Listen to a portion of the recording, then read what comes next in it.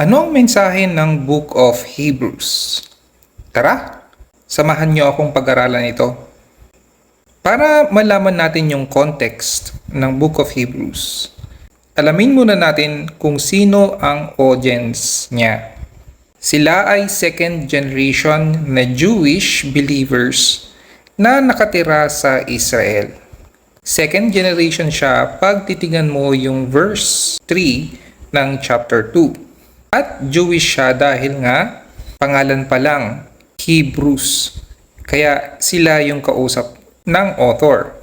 Believer sila kasi maraming parts ng book ng Hebrews na nag-entail na believer sila, saved na sila.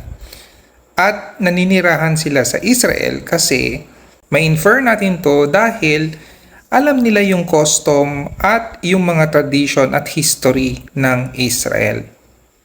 Dapat din natin malaman kung ano ang subject ng Book of Hebrews. Ito ay yung superiority of the full revelation of Jesus Christ in comparison to the Old Testament Judaism. Ibig lang sabihin nito na much better si Lord Jesus Christ compared sa Old Testament na Judaism. Pinapakita rito na better si Lord Jesus Christ sa lahat ng major fragment ng Judaism. Better si Lord Jesus Christ sa mga anghel at mga propeta. Kasi nga, siya yung begotten Son of God na ngayon nagbibigay ng message sa mga tao. Better din siya sa Aaronic priesthood kasi yung Aaronic priesthood ay galing sa tribe ng Levites. And hindi lang basta-bastang part ng Levites kundi dapat sa angkan ni Aaron. At sa Mosaic Law, iba ang priesthood at iba ang kingship. Pero ang priesthood ni Lord Jesus Christ is from the order of Melchizedek. Ibig sabihin, priest siya pero hari siya. Better din si Lord Jesus Christ sa temple sacrifices or the Old Covenant.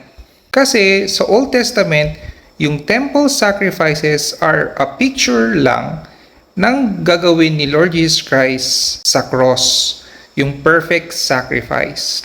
Isa pa, ang temple sacrifices ay continuously nila ginagawa, paulit-ulit.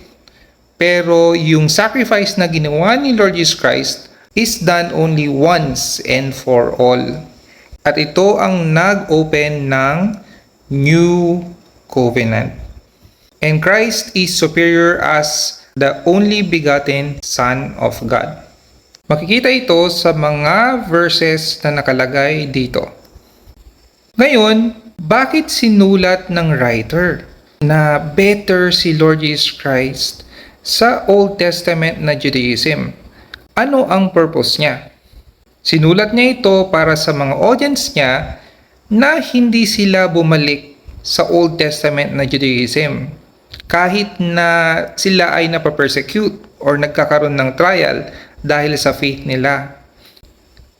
May mapapansin rin tayong 5 warnings na binanggit dito ng author. Nakalakip ito sa gitna ng kanyang discourse. Nagbigay siya ng warning of drifting. Kumbaga, paunti-unti na papalayo kay Christ. Warning din ng disobedience, ng immaturity, despising the truth, at denying the truth. So ano ang iba't ibang views patungkol dito sa warnings ng Book of Hebrews? Una, yung hypothetical na view.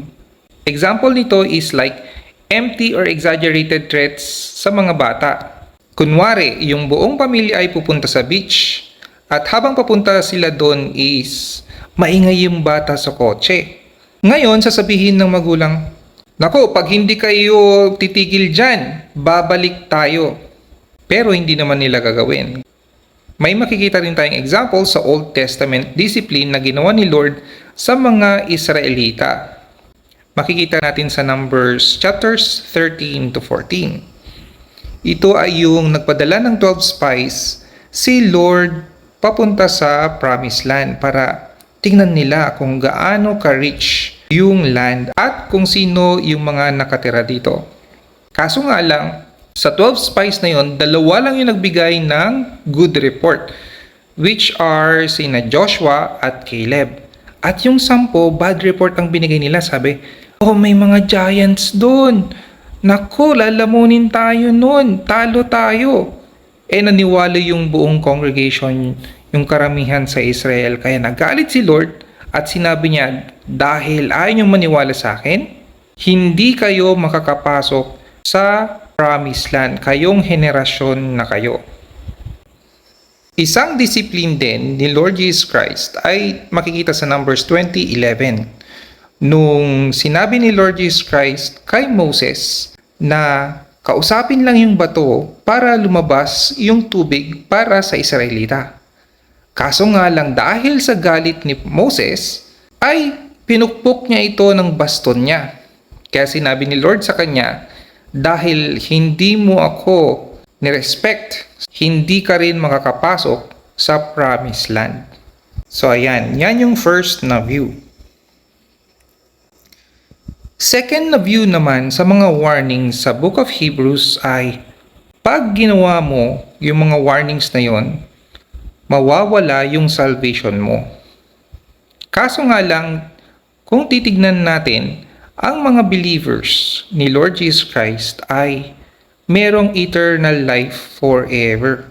Hindi mawawala sa kanila yon. Kagaya dito sa John chapter 10 verse 27 to 29. Sabi, no one can pluck believers from Jesus' hand and also from the Father's hand. Kumbaga, you are kept by God the Son and God the Father.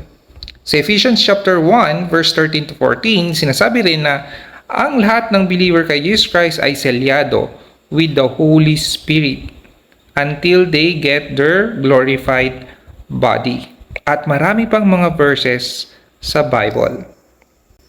Third na view naman natin patungkol sa warnings ng Book of Hebrews ay sabi nila na pagpatungkol sa warnings, ang kausap niya ay mga unbelievers. Kaso nga lang sobrang clear na ang audience ng Book of Hebrews ay mga believers dahil dito meron silang Holy Spirit. Indwelt na sila ng Holy Spirit, ibig sabihin saved na sila. Si Kristo ay kanilang high priest. Mga believers lang ang meron nun. And they are called as sons of God. Believers saved are born again. Naging anak ka ng Diyos. So, ang fourth natin na view patungkol sa warnings sa Book of Hebrews naman ay loss of blessings. Ito ay above and beyond salvation. Kasi nga, di ba, secured na yung salvation mo. So, example natin is si David. Si David, nagkaroon siya ng adultery kay Bathsheba. Tapos, nabuntis niya si Bathsheba. So, tinawag niya si Uriah from the war para bumalik dun sa Jerusalem at hopefully, mag-spend siya ng night together with Bathsheba. Kaso nga lang, hindi niya ginawa ito. Kaya, ang ginawa ni David ay pinadala niya ng sulat si Joab. Sinasabi niya na ilagay niyo sa harap ng digmaan si Uriah para mamatay siya. At yun nga ang nangyari. Ibig sabihin, minurder din ni David si Uriah, yung asawa ni Bathsheba. At dahil dito sa mga kasalanan ni King David, nagkaroon siya ng loss of fellowship kay Lord. Nagkaroon din siya ng loss of his joy of his salvation. Makikita natin to sa Psalms chapter 51. Sabi niya, restore to me the joy of my salvation. Kasi nga, dahil sa kanyang sin ng adultery, nawala yung joy niya sa salvation na meron siya. At hindi lang yun. Namatay rin yung son nila ni Bathsheba dahil sa kanilang relationship na pangangalon niya. So, paano naman natin i-apply ang Book of Hebrews para sa panahon natin? Yung author exhorts the new believers or saved in Christ not to sink back into their old religion or ways. kahit na pinapersecute sila. Because Jesus Christ is superior to them all.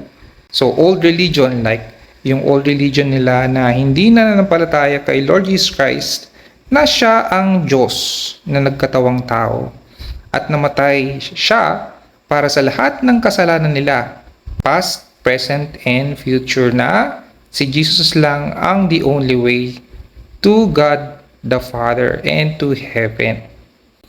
At kung bumalik sila sa kanilang old religion, merong 5 pwedeng consequences na pwede nilang makuha. Not related to salvation, kasi nga, eternally secured sila. But loss of blessings or reward na pwede mo sanang matanggap sa buhay dito, sa side ng eternity, sa lupa na to, or sa side ng eternity pag nabigyan na tayo ng glorified body.